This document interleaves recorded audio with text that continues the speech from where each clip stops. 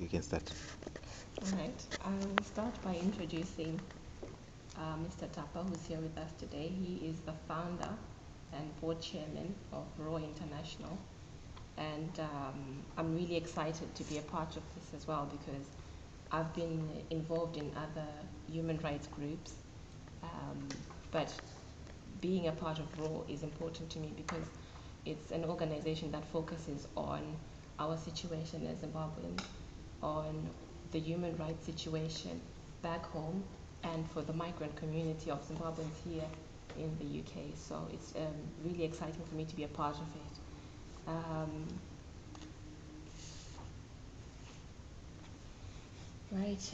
We've introduced everybody else, so what we'll do is have a time of asking Mr. Tapa any questions that we may have to get us started. What I want to talk about is what we're going to be doing locally, because we have the International Human Rights Day coming up on the 10th, which is next Saturday. So I'm hoping out of this that we can all be organizing what part we're going to be playing in our local community here in Leicester. So the activities that are lined up so far is a film festival which is being organized by Amnesty International, and ROHR as an organization works with other groups that have similar objectives, and Amnesty International is one of those groups, and they're having a film festival next Saturday, which we're hoping to have a stand there with some information on ROHR. I've got some flyers here for you to have a look at of the details of the film festival. It's really about human rights in other parts of the world. So it'll be something that's really exciting for us to get involved in.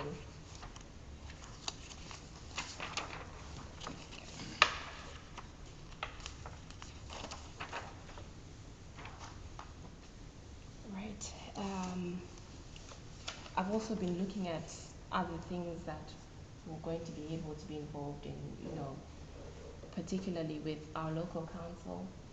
They've got some schemes that they had that I was looking up at, and the one that I picked up on was a tidy up scheme that they have, where we can approach them to have a day where we can just be doing something for the community, like cleaning up somewhere, and while we're doing, they'll give us all the equipment that we'll be needing. So I think things like that would be really exciting if we'd be able to get into things like that, getting involved in our local community and seeing what we can do as a migrant community in Leicester, really. And also, it gives us an opportunity to talk about the human rights situation in Zimbabwe and keeping the focus on our country to improve conditions for Zimbabweans here and at home. So right now I will give this time to Mr. Tapa to speak to us. Thank you very much.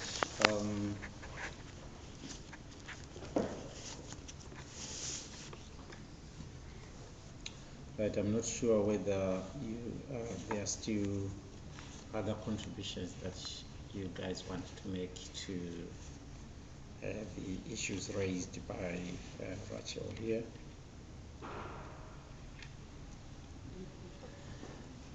The floor is free. I think before making any contributions, I'm really eager to learn more about ROHR from Mr. Tapa. Okay. Maybe after having heard that, then I could incorporate other thoughts into the operations and the parameters that are set by ROHR. Okay. What are your expectations today? What's your name? Stembiso. What's your expectations today? I also want to know more about ROHR. I don't know anything about it. You don't know anything about it. Excellent. And who else? There was Rachel and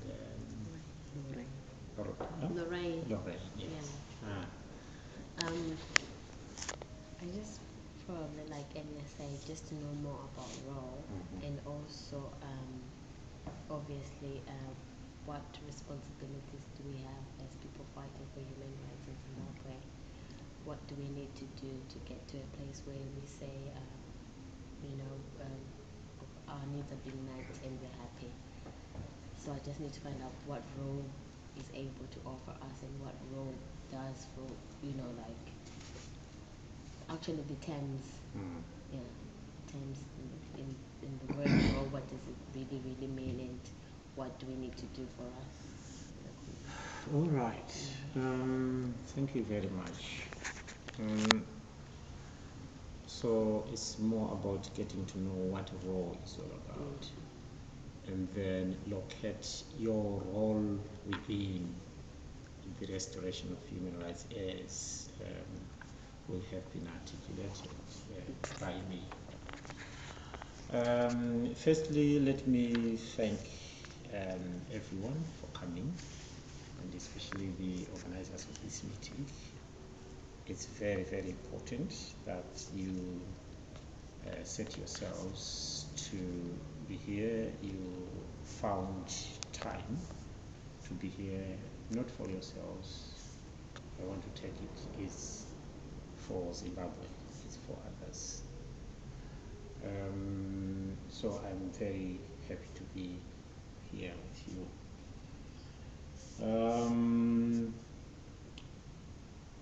ROHR Zimbabwe, where are we coming from? Who are we? I can explain that from my own experiences, being the founder, it being my brainchild, that there be an organization like the Restoration of Human Rights. I was, of course, in Zimbabwe, a trade unionist and a member of the General Council of the Zimbabwe Congress of Trade Unions. We had Secretary General Morgan Changira. Morgan Changira was our Secretary General then, and I was the President of the Civil Service Employees Association, and also the Public Services Association. I was the Vice President of that organization. Some of you will know me. I think I can see some smiles somewhere. What does that mean? It just means that I didn't link you to that. Now that you knew about it. Yeah, I can see this face. Yeah. So I was a member of the Zimbabwe Congress of Trade Unions. You'll know, okay, some of you may not know that on the 20th of December 1996, I invited Morgan Changirai to come to Marondera for our victory celebration party as civil servants in Marondera. And it was because the workers had a message for Morgan Changirai to take to the ZCTU. When he got there, he was told by the people that we want a workers' party. That was on the 20th of December 1996. We want a workers' party. And from there on, the idea spread and spread and spread to the point that eventually, of course, the rest now is history.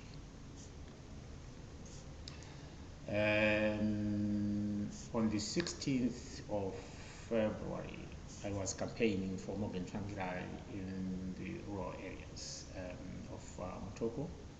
What years? 16th February, what years? 16 February 2002. That was the presidential election. I was there in the rural areas of Motoko campaigning with one of my cousins and, of course, two others. That was in the midst of the night, of course. Flyers, everything. Of course, I got abducted. They caught up with us. The war veterans. And what then followed was a 23-day grueling experience of torture and kind of stuff in torture bases. We were moved to 3 torture bases, and that would usually be in the dead of the night, around 12, 1, 2, thereabout a.m. That's when they will be moving us blindfolded and that kind of stuff. Each time, each minute, you don't know what is going to be happening next. So it was a horrible experience. And 23 days down the line, we had managed to smuggle a letter out from the torture camp where we were at Mushimbo base in Motoko. And that letter had been taken to the Zimbabwe Congress of Trade Unions and also my own trade union, who then filed for a High Court order ordering the release of myself and those who were in my company. Then the High Court Judge Paradza did issue an order that we be released, and also that all torture bases in nationality is to be dismantled. Then, of course, there was a directive from the top in the government led by Mugabe that the order should not be executed until such time when it was appropriate. But the idea then was really to destroy us for good, for fear of what would then follow if we were to be released, or if we were to come out of this whole thing alive. They would know what would happen, like what is happening now. So I think about 4 or 5 policemen took it upon themselves to come down to Mushimbo base in Motoko, where heavily armed they managed to secure our freedom. And so they took us to Harare, where we then were put into hiding safe houses. For 7 days I was in a safe house, whilst the ZCTU and of course all relevant parties were busy making arrangements for what would then be my coming out of Zimbabwe. And 7 days later, they gave me a ticket, they took me to the airport and said, please leave this country, your life is in danger.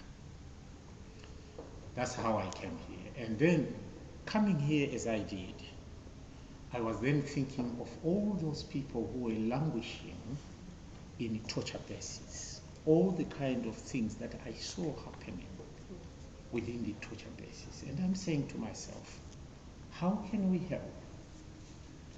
I took occasion, of course, to address those issues with the MDC leadership whenever they were on visit to London. Morgan Chandirai, late Mr. Matongo, Welshman, everyone. I did ask, what do we do? What is it that we've put in place to protect the rights of those people that we put in vulnerable situations by way of their being involved with us as the MDC? I didn't get satisfactory answers. All what I could get was send the money, and then we will see what we can do. Raise the money, send the money over. Then the other thing is raise awareness about what is happening in Zimbabwe, here in the UK and everywhere. And then that's your role. So after years of doing that and seeing no reply for those who were still suffering in torture bases and victims of political violence, even increasing by the day. I then decided that no, if I don't do it, then no one else is going to be doing it. And that is how the organization, the Restoration of Human Rights, came into being.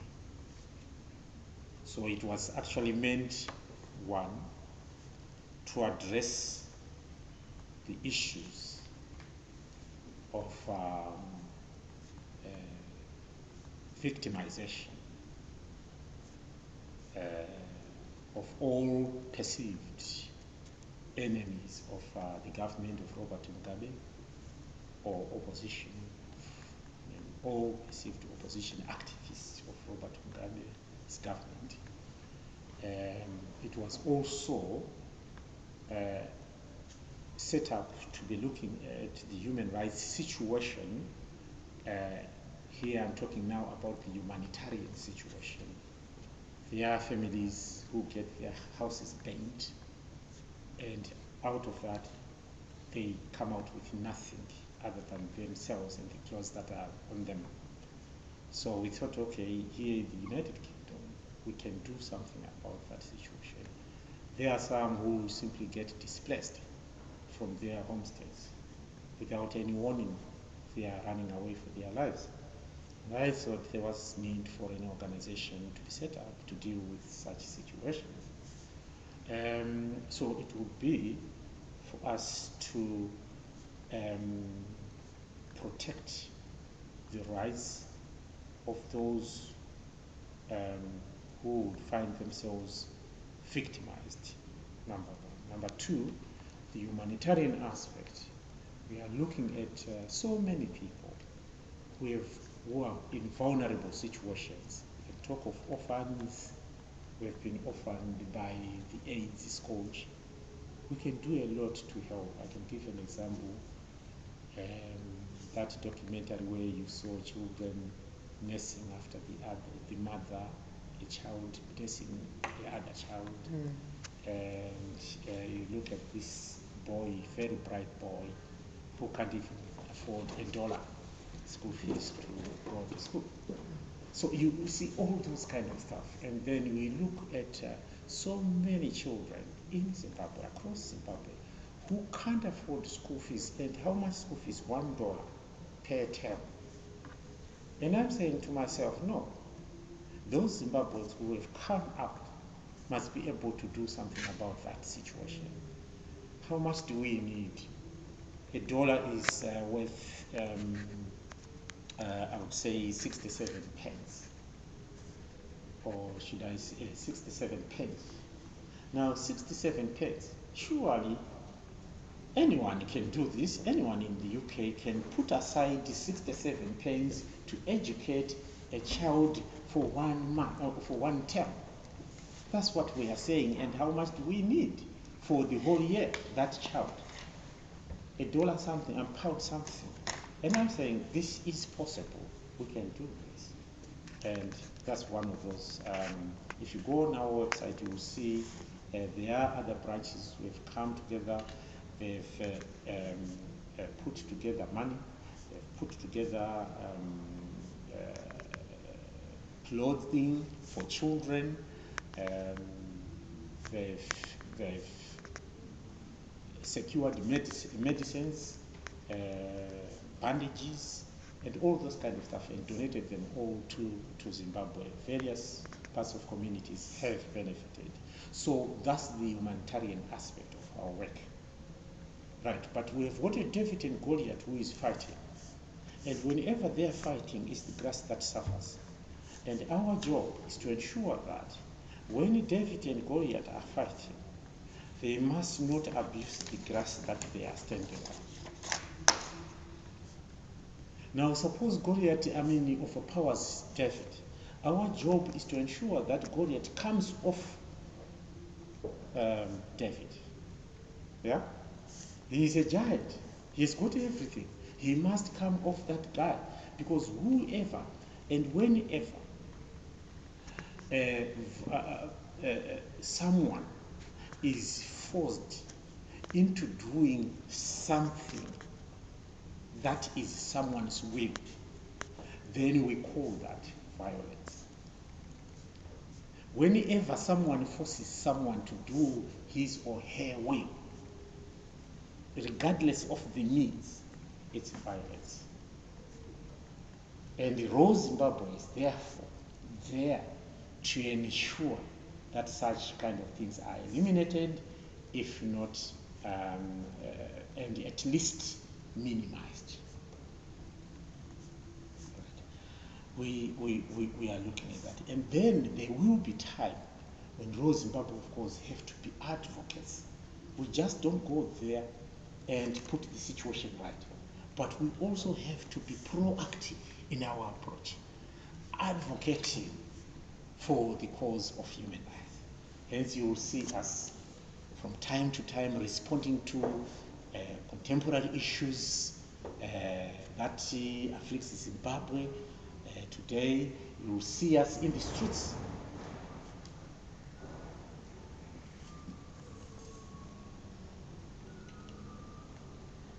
Right. You will see us in the streets demonstrating. At times we will say police must not harass people. At times we will say we want an impartial, professional police force. We demand for that. At times we will say, okay, we want a Truth and Justice Commission to look at the human rights atrocities that have happened since independence. You look at Gukura Hundi, and some people are very busy trying to sweep everything under the carpet and to put to keep the lid to that cake, fastened so that nothing comes out of that. We are saying that is not all. And therefore you will see us advocating for different issues, and of course in many ways. An example is a situation where some of you will remember when Zimbabweans would sleep outside the banks queuing for money. You remember those days? Queuing for money, and this was their own money. They would be told there is a limit to what you can withdraw of your own money. And as ROHR Zimbabwe, we challenged that. We took Gono and the Reserve Bank to court. And once they received the lawsuit papers and everything, Gono, midnight, come in. Hello. I'm alright, and you? Take a seat, this guy, I know you. I see.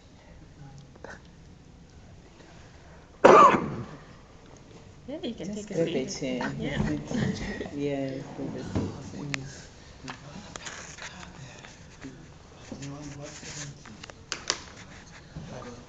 I don't know whether I'm safe at all.